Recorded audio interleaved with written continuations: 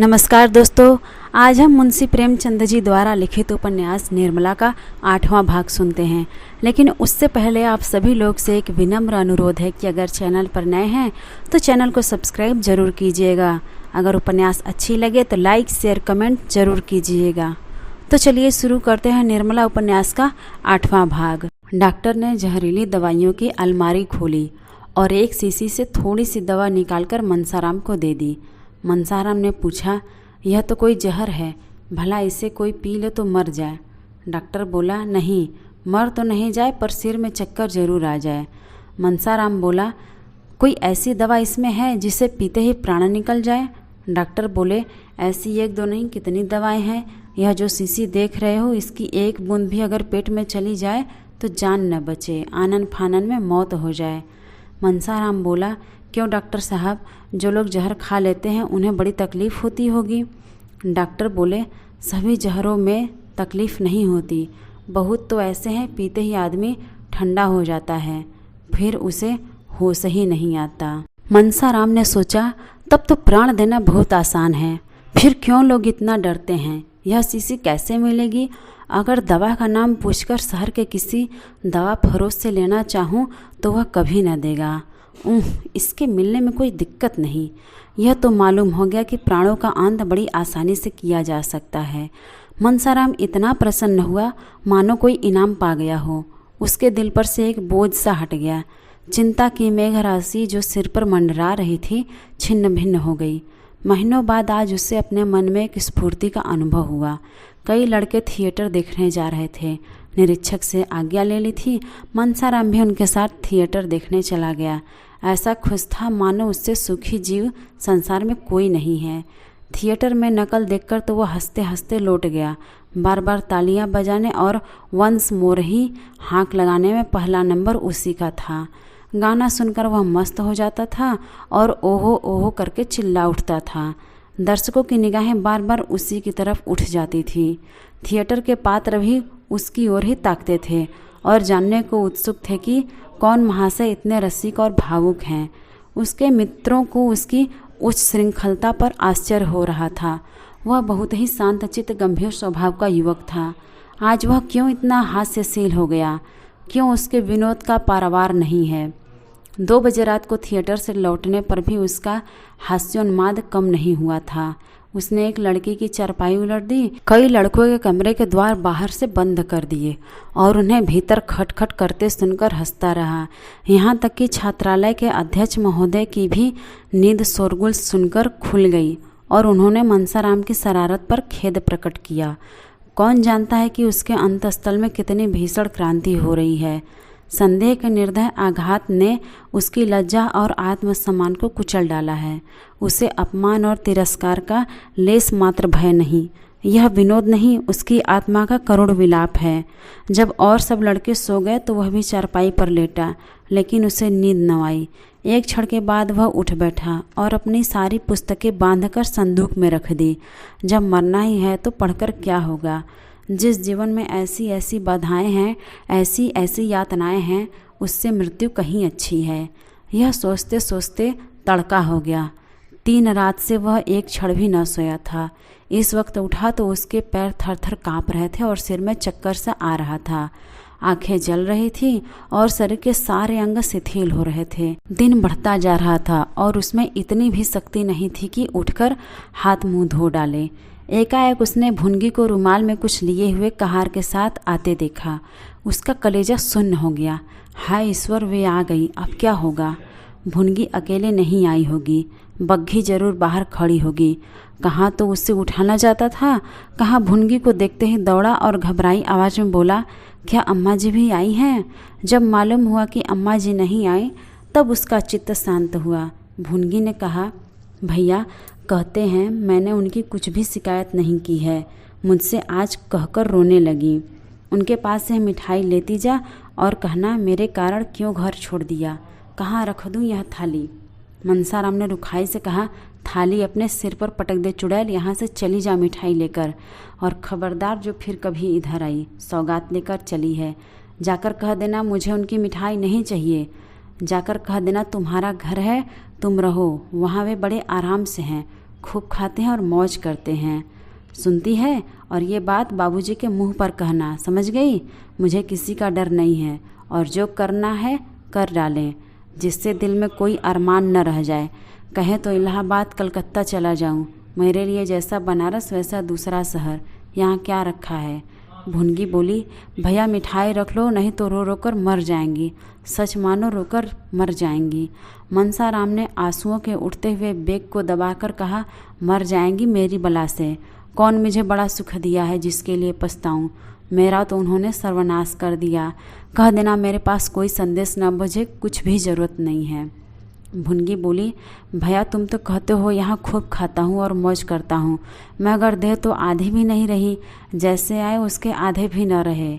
मनसाराम बोला, यह तेरी आंखों का फेर है, देखना 2-4 दिन में मुटाकर गोल हो जाता हूँ कि नहीं। उनसे कह देना रोना धोना बंद करे। जो मैंने सुना कि रोती है और खाना नहीं खाती तो मुझसे बुरा कोई नहीं।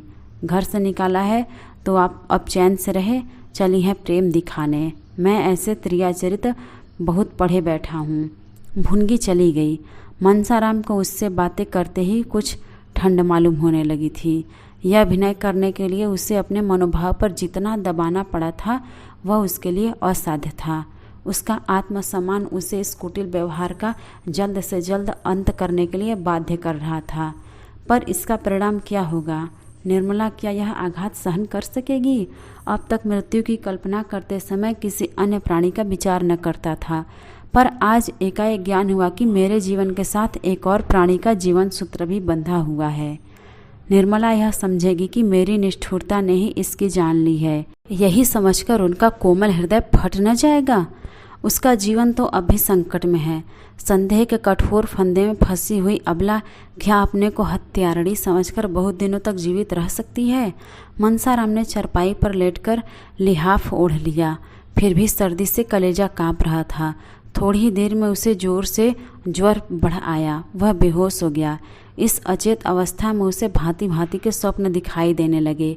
थोड़ी देर के बाद चौंक पड़ता, आंखें खुल जाती, फिर बेहोश हो जाता। सहसा वकील साहब की आवाज़ सुनकर वह चौंक पड़ा। हाँ, वकील साहब की ही आवाज़ थी।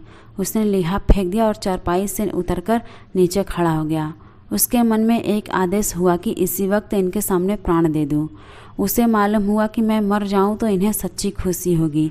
शायद इसीलिए यह देखने आए हैं कि मेरे मरने में कितनी देर है।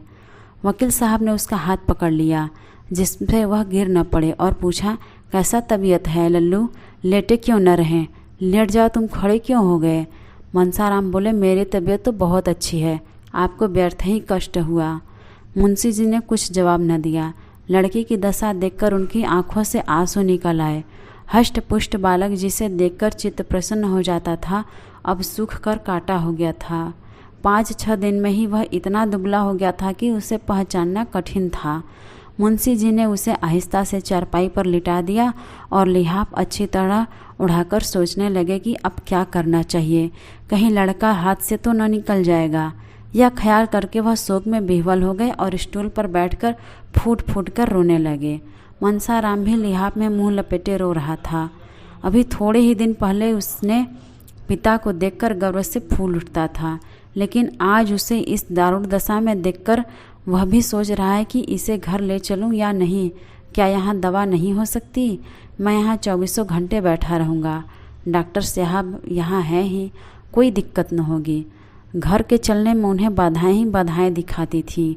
सबसे बड़ा भय था कि निर्मला इसके पास हरदम बैठी रहेगी और मैं मना न कर सकूँगा। यह उनके लिए असहनीय था। इतने में अध्यक्ष ने आकर कहा, मैं तो समझता हूँ आप इन्हें अपने साथ ले जाएं, गाड़ी है ही, तकलीफ़ न होगी, यहाँ अच्छी तरह देखभाल न हो सकेगी। मुंशी जी बोले, हाँ आया तो मैं इसी ख्याल से था, लेकिन इसकी हालत बहुत नाजुक मालूम होती है, जरा सी असावधानी होने से सरसाम हो जाने का भय है। अध्यक्ष ने कहा, यहाँ से इन्हें ले जाने में थोड़ी सी दिक्कत ज़रूर है, लेकिन यह तो आप खुद सोच सकते हैं कि घर पर जो आराम मिल सकता है वह यहाँ किसी तरह नहीं मिल सकता। इसके अतिरिक्त किसी बीमार लड़के को यहाँ रखना नियम के विरुद्ध भी है। मुंशी जी बोले, कहिए तो मैं हेड मास्टर से आज्ञा ले लूँ। मुझे इनको यहाँ से इस हालत में ले जाना किसी तरह मुनासिब नहीं मालूम होता। अध्यक्ष ने हेडमास्टर का नाम सुना तो समझे कि यह महाशय धमकी दे रहे हैं। जरा तिनक कर बोले, हेडमास्टर नियम विरुद्ध कोई बात नहीं कर सकते। मैं इतनी बड़ी जिम्मेदारी कैसे ले सकता हूँ? अब क्या हो, क्या घर ले जाना ही पड़ेगा? यहाँ रखने का तो बहाना था कि ले जाने से बीमारी बढ़ जाने की शंका है। यहाँ से ले जाकर अस्पताल में ठहराने के लिए कौन बहाना है? जो सुनेगा वह यही कहेगा कि डॉक्टर की फीस बचाने के लिए लड़के को अस्पताल में फेंक आए। पर अब ले जाने के सिवा और कोई उपाय न था। अगर अध्यक्ष महोदय इस वक्त रिश्वत लेने को तैयार हो जाते तो शायद 2-4 साल का वेतन ले लेते, लेकिन कायदे के पाबंद लोगों में इतनी बुद्धि, इतनी चतुराई कहाँ? अगर इस वक्त मुंशी जी को कोई आजीवन ऐसा उज्र सुझा देता जिसमें मनसाराम को घर न ले जाना पड़े तो वह उसका एहसान मानते। सोचने का भी समय नहीं था।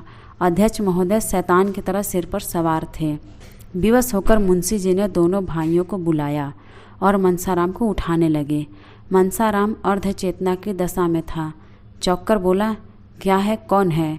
मुंशी जी बोले, कोई नहीं है बेटा, मैं तुम्हें घर ले चलना चाहता हूँ, आओ गोद में उठा लूँ।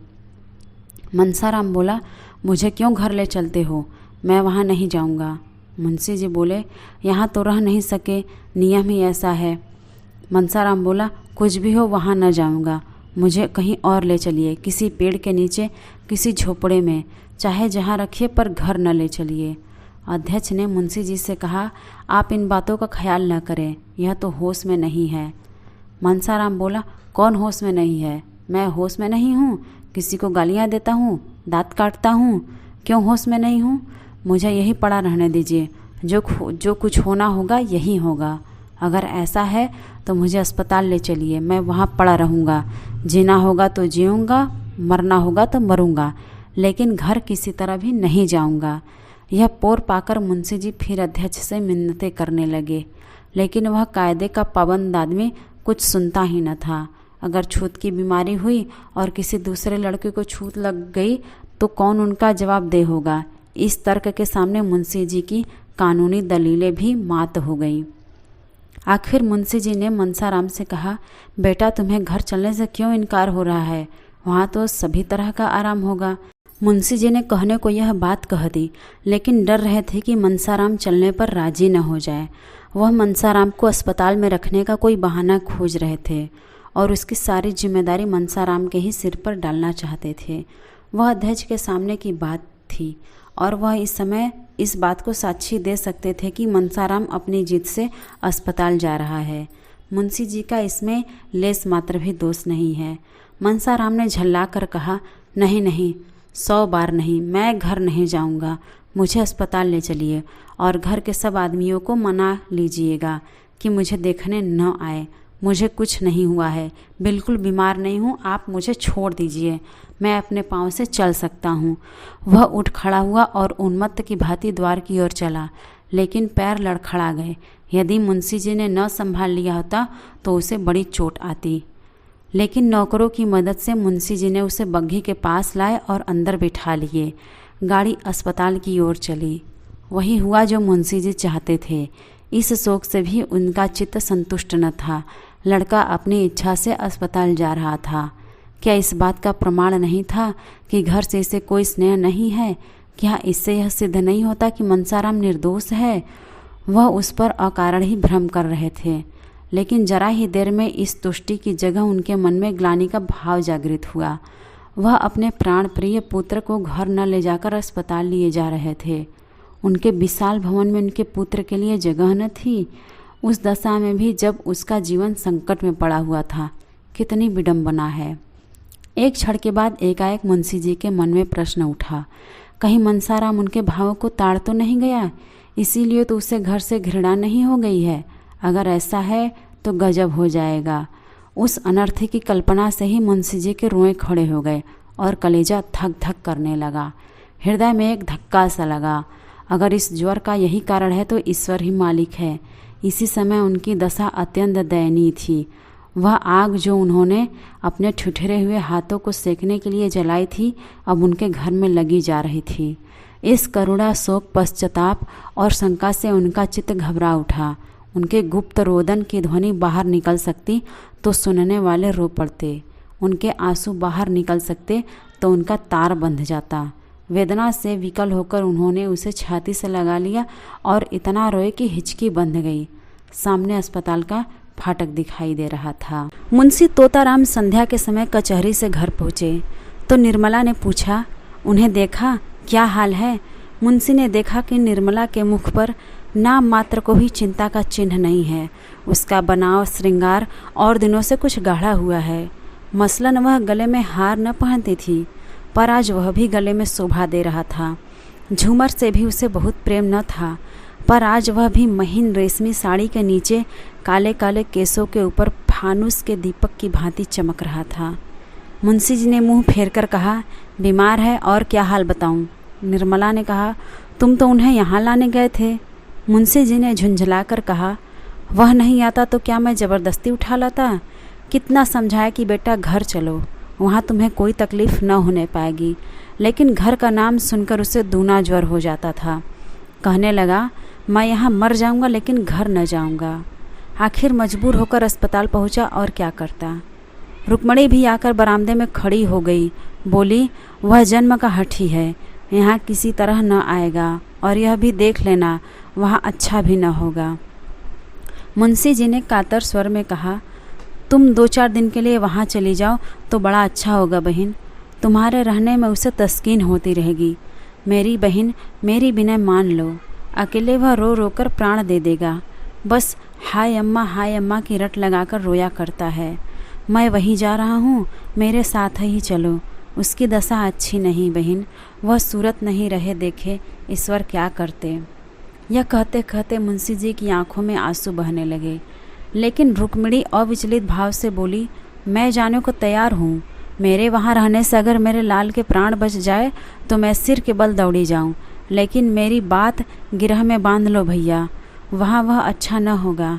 मैं उसे खूब पहचानती हूँ, उसे कोई बीमारी नहीं है, केवल घर से निकाले जाने का शौक है। यही दुख ज्वर के रूप में प्रकट हुआ है। तुम 1 नहीं लाख दवा करो, सिविल सर्जन को ही क्यों न दिखाओ, उसे कोई दवा असर न करेगी।